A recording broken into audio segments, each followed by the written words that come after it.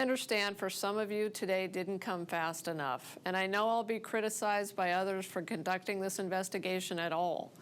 But as I have stated before and will say here again today, I will not allow American democracy to be undermined. Democratic Attorney General Kris Mayes' year-long investigation of the so-called fake elector scheme produces a blockbuster indictment. 18 people are charged with illegally attempting to overturn Arizona's 2020 presidential vote for Joe Biden and hand the election and possibly the White House to Donald Trump. Here's the rundown on the indictment. All 11 of the so-called phony electors stand charged with 9 felonies apiece. 2 of them, Jake Hoffman and Anthony Kern, are Republican state senators. Former Republican Party Chair Kelly Ward was also indicted. Democratic Attorney General Kris Mayes cast her net far beyond Arizona. Trump Chief of Staff Mark Meadows and lawyer Rudy Giuliani were among 7 Trump campaign officials indicted. One of the unindicted co-conspirators is an unnamed former president of the United States who spread false claims of election fraud. Donald Trump himself.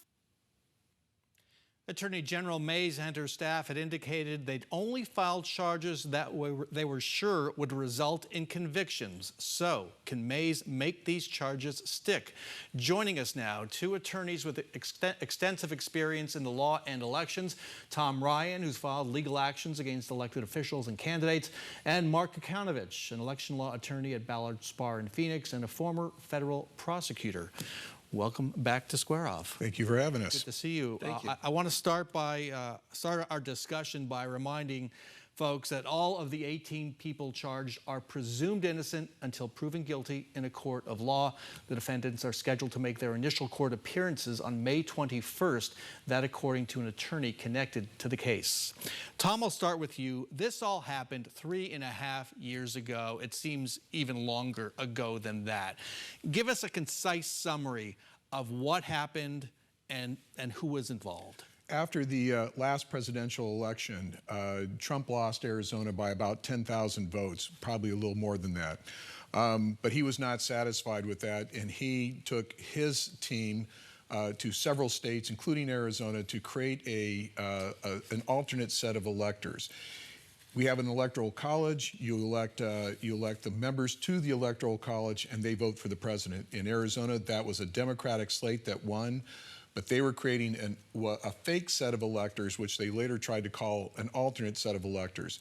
There was a series of violations of the law, and yes, it's taken us 3.5 years to get to this point. Okay, good summary.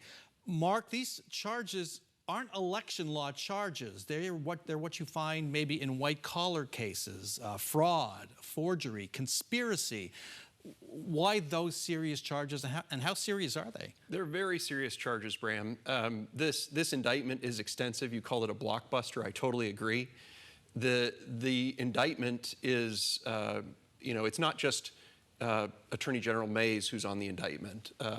Nick Klingerman is the lead prosecutor on this case, and he's clearly done his homework and put the work in, and that doesn't surprise me knowing his work product.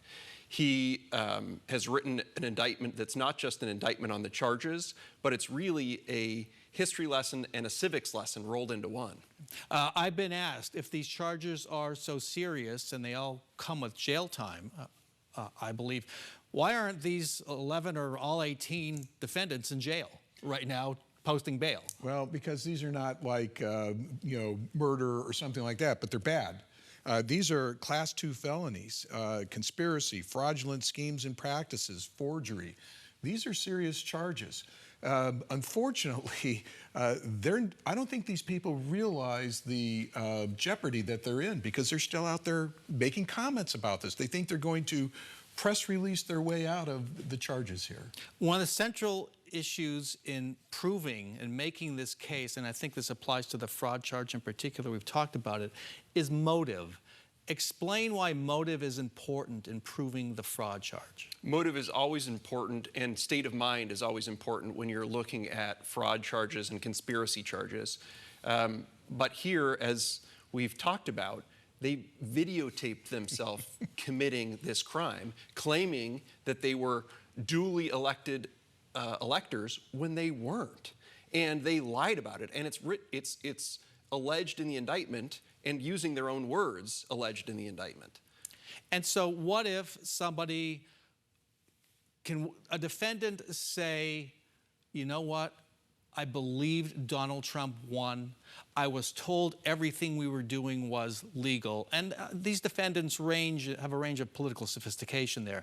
I was told by Rudy Giuliani that everything was legal. I was told by lawyers, oh, it's going to be okay. Is that a defense? No, and here's why. Okay. I'm going to be very clear and direct about it, because there's an underlying question here.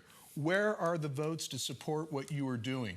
The Democratic slate had the votes to support what they were doing. They were duly elected, qualified electors to go send their votes to the electoral college. Wait, but I was told the election was stolen. It doesn't matter. Then you go to court. You don't do this. If you believe that the court is stolen, it's called an election election is stolen, you go and have an election challenge. And again, their election challenges all failed for the very same reason. You don't have the evidence. Okay, you set up my next soundbite very well. Let's listen to one defense argument we could hear. This is from State Senator and phony elector Jake Hoffman. A 12 News camera captured his response in this 2-year-old video. It is in the indictment, by the way. Take a listen.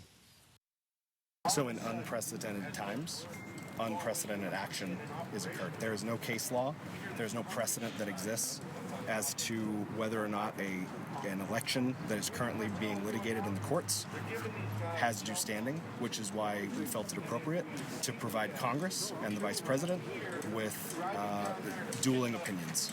Okay. Jake Hoffman talks about unprecedented times. We felt it appropriate to provide Congress and the Vice President with dueling opinions. That was the argument. Mark? That was a prescient question that you put to him at the time, and I think you characterized it as news reporting being a team sport at the time. And it's damning that in the indictment, there are people that didn't take the call from Donald Trump. There's Doug Ducey, the entire board of supervisors. There's the election law attorney who was representing Trump, who admitted that they had 10,000 votes that they weren't going to be able to make up. So that case was dismissed. And in the indictment, Kelly Ward is saying, what the H is wrong with our attorneys? Are they afraid of being blackballed? I know that attorney. Lots of things can be said about that attorney. He is not afraid of being blackballed by the left. So this is the argument advanced by John Eastman, who some folks who pay a lot of attention to this might recognize the name. California lawyer in danger of being disbarred, may have been disbarred. This was the argument they made that they thought was the kind of intellectual argument, the historic argument. We don't elect people on opinions. That's the problem with their analysis. We elect people who get the votes. If you got the votes, then you get to go. Having an opinion doesn't get you into office. So this whole concept of dueling opinions is, quite frankly, silly. And it's not going to stand up in a court of law. Hoffman said in a statement last week he is innocent of any crime and in what he called a, quote, naked political persecution. I want to get to a comment from a lawyer for 8 of the 11 electors, including Republican Party Chair Kelly Ward. He provided this statement to 12 News. We are confident these charges are unwarranted. The light at the end of the tunnel is now the court process where rules govern instead of political parties. That was attorney Kurt Altman. Okay, now I think I'm going to ask you the toughest question to put this to each of you. I'll start with you, Mark. Put yourself in their lawyer's shoes. What is the best defense you can mount? Well, I agree with Kurt that rules govern, and these people were pretending like the rules didn't apply to them. Now the rules do. This isn't NOM. The rules apply, and there are rules. And people who are facing these charges, I totally agree with what Tom said earlier. Your right to remain silent is a precious one. They should probably avail themselves of that. There's also a really, there are people who are cooperating here. Cooperators get better deals when people accept responsibility and acknowledge that they've made mistakes, acknowledge that they've committed crimes. They get treated better at sentencing. If I were their attorney and I had this amount of evidence, because you talked about the presumption of innocence. There's a difference between presumption of innocence and actual innocence. I've represented clients who are actually innocent. I've also represented clients who weren't. When you're not, it's better to get in early and get in fast and admit your responsibility to get the best deal. I can't improve on that. That's the idea right there. You see a parade of plea deals. Just like you did in Georgia, you're going to see a series of plea deals. I don't think you're going to see a whole complete parade. And I think there's some candidates, some of the defendants out there, they're not going to get plea offers.